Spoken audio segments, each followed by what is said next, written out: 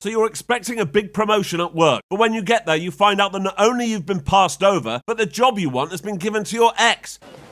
What? To make matters worse, she sexually harasses you and then tells everyone that you harassed her. Oh, dear. This is disclosure.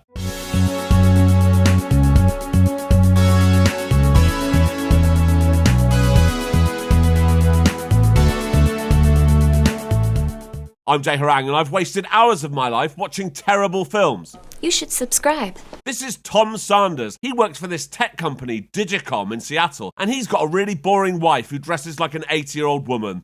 True. When Tom gets to work, he finds out his boss, Garvin, wants to see him. Tom's department manufacture these new Archamax CD-ROMs, which are set to revolutionize the computer industry. Remember, this is 1994. But there's a problem on the production line, and this isn't good, because a big merger is being announced on Friday. Tom goes up to see Garvin in his office. Have you ever met Meredith Johnson, Tom? Meredith. Tom and Meredith used to date years ago, and Garvin has made her the new vice president, and Tom hasn't taken this well. Meredith fucking Johnson, son of a bitch! He then has to sit there and watch her announced as the new VP in front of the whole company. The woman next to him is Stephanie. She also wanted the VP job so she could be closer to her son, who's just started at the University of Washington. Whatever. After her speech, Meredith approaches Tom and invites him to her office. Why don't you come up around 7 and we'll catch up on a little business? Sure, that'd be great. Remember how you liked a good bottle of wine? I'll get one. His friend Lewin sees them talking and has an important question for Tom. Now, she doesn't give you a boner? Got a little wood in your life? She's very nice. Yeah. Before he goes up to Meredith's office, Tom gets a strange anonymous email. When he gets up to her office, Meredith is behaving like a really serious businesswoman. She asks to see pictures of Tom's family, so he gets one out of his boring wife. She looks like she always has food in the refrigerator. On my fridge back home, we've got a couple bottles of champagne and an orange. She's like, your life must be pretty boring now, Tom. Not as good as when we used to bag all the time. Do you remember? Yeah. Tom's like, I think we should talk about the CD-ROMs now. She's like, okay, you can rub my shoulders while we talk about them. Meredith tells Tom not to mention the issues with Archamax until he finds out exactly what the problems are. He leaves a message on Lewin's answer phone to make sure he's on the same page. But then Meredith grabs the phone and starts coming on to him. She's being seriously aggressive, and I think it's fair to say that while Tom is in two minds about what's happening, he does say no. No.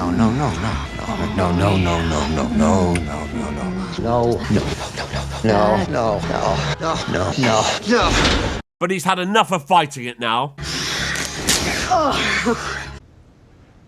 He's about to get stuck into her, but then he sees himself in a reflection and gets the guilt. He's like, I can't do this. But she's like, don't you dare stop now. You stick your dick in my mouth and then you get an attack of morality? I have a family now. Well, the family made you stupid. Take those 2 champagne bottles in your refrigerator and you go fuck them. You get back here and finish what you started. You are fucking dead! When Tom gets home, he decides not to tell his boring wife what happened. The next morning... Good morning. Good morning, Bob. It's a nice suit. Can I feel it? Sure. I've always liked you, Tom. Bob. Come on, Bob. When he actually gets to work, there's a demonstration going on for this virtual reality filing system. Why anyone at any point thought that anyone would ever want this, I have no idea. How is getting into a glass booth with floor rollers and a headset any easier than even a physical filing cabinet? Anyway, everyone's really impressed. It's amazing. Yeah, it's really cool, isn't it? No. Tom's late today because Meredith left a message for his wife telling him the meeting was an hour later than it was. Bitch. You were supposed to call me after your meeting with Meredith, remember? I called you from her office. Come on, there was nothing on my machine. I wonder if that's going to be important later. Anyway, he has a meeting now where he has to answer questions about Archamax to Garvin and the other people involved in the merger. You might have to go back to the drawing board. There's a power flicker in the screen. Seek times are off specs. It'll be obsolete in a year? I don't know. You are the head of manufacturing. You don't know? So that hasn't gone well at all. To top it all off, this guy Blackburn comes in with more bad news for Tom. Meredith told me about your meeting last night. She said you sexually harassed her. She harassed me. Blackburn's like, what? A woman sexually harassing a man? That's crazy talk. Just say sorry and we can move you and your family to Austin. Austin? Yes. Blackburn reports this to Garvin and he's like, make this go away. I can't have this ruining the merger. Tom receives an email from someone calling themselves A Friend with contact details for Catherine Alvarez, a top sexual harassment lawyer. Tom goes to see her to discuss the situation. There were no witnesses? There was a cleaning lady outside the office. Did you call anyone after the incident? No. Did you tell your wife? No. How would you characterize Miss Johnson? She was Miss Teenage New Mexico or something. Alvarez is like, look, Tom, this is going to ruin your life if you do this, so you'd better be prepared to lose everything. And he is. He's like, I'm not going to sue, I'm going to threaten to sue. Oh, that's a very dangerous game, Mr. Sanders. Fuck him. Ooh, you're hard. Next day at work, Tom's secretary Cindy tells him someone called Levin called, and not to forget about the benefit dinner he and his wife have with the Lewins. I can imagine that's going to get confusing. Lewin, Levin. It's so difficult to comprehend. Anyway, Garvin now wants to see Lewin. He said not to tell anyone. That evening at dinner with the Lewins, Lewin is angry with Tom. Who got to you?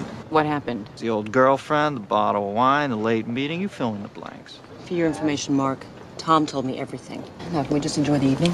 Probably not now, no. While that's ruined, at least now his wife knows. When he gets home, he has another email from a friend telling him he needs to solve the problem. The next morning, it's time for mediation. Meredith's lawyer is pretty brutal. Did you have a conversation about how seeing Meredith gave you a boner?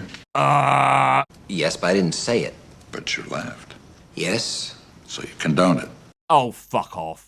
Tom is generally telling the truth, but Meredith is telling an absolute pack of lies. Yes. At lunch, Tom goes back to the office and gets another email from a friend. This one says, stop playing her game, solve the problem. Cindy, are you a friend? It depends on what you mean by a friend.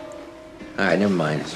Garvin offers Tom a lift back to the mediation. In the car, he's like, come on, Tom, just say sorry. But Tom's like, no, I'm the victim. Garvin tells Tom just how disappointed he is in him. When Tom arrives, he sees Meredith's lawyers have brought Cindy in. He'll pat me on my behind. Yep. I don't think he means anything by it. It's a bit late to start sticking up for him now, isn't it, Cindy? Yep.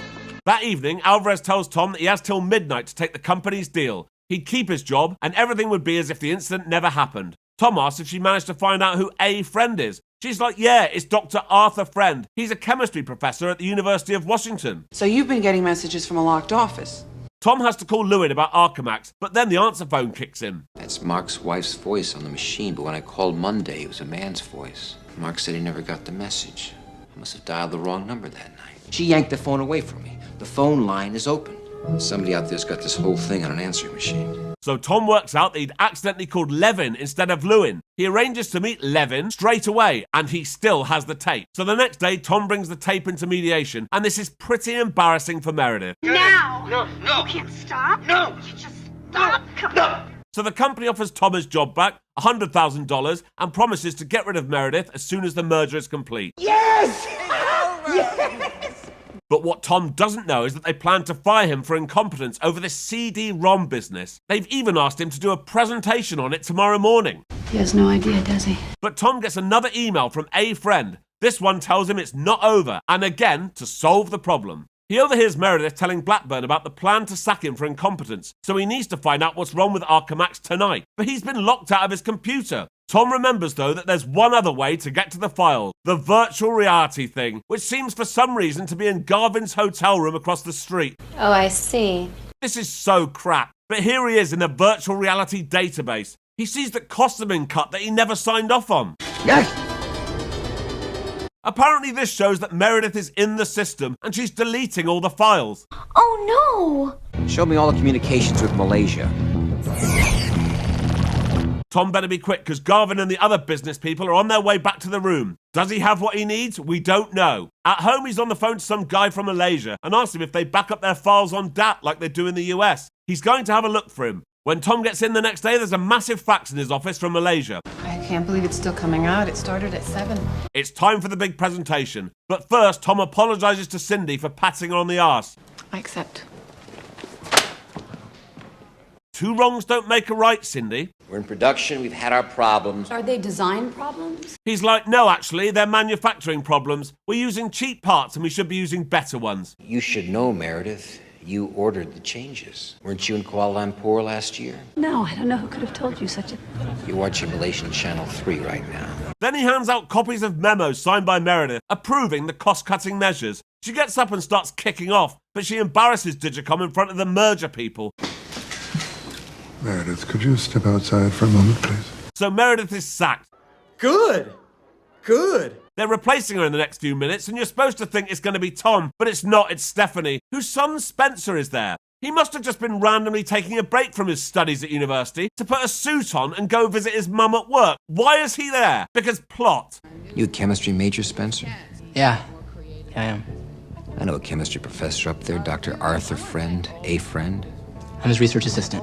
Yes, of course. Now things are beginning to make sense. So everyone's happy, and the next email Tom gets is this.